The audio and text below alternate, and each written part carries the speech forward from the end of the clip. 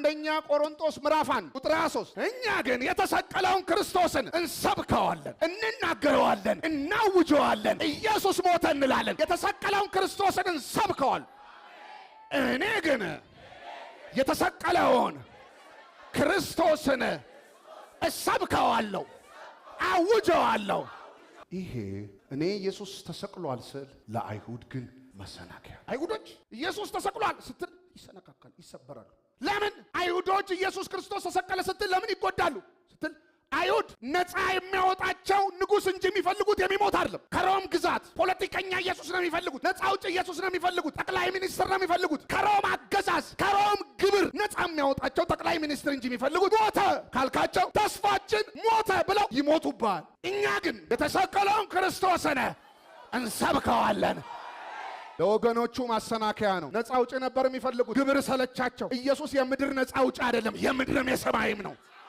ለአሕዛብ ደግሞ ሞኝነት ነው። ለሮሜና ለግሪክ ሰዎች ማሰናከያ ነው። ተሰናከሉ። ለምን ተሰናከሉ? ሞኝነት ለምን ሆነ እነሱ ጋር? እነዛ ጋር ማሰናከያ፣ እዚህ ጋር ሞኝነት ለምን ሆነ ስትሉ አምላክ ይመጣል ተብሎ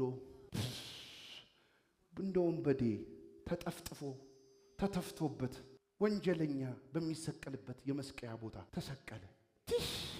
ይህ ሞኝነት ነው። የከበረ ሰው በሚሞትበት ቢሞት ምን አለ? በመስቀል እንዴት ይሞታል? ለዛውም እየጠፈጠፉት አይናችን እያየን እንዴት ይሞታል?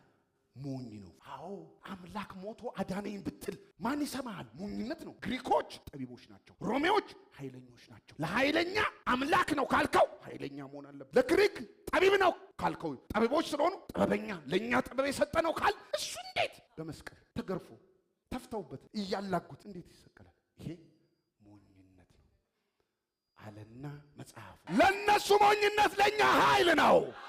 ለነሱ መሰናከያ ለኛ ኃይል ነው።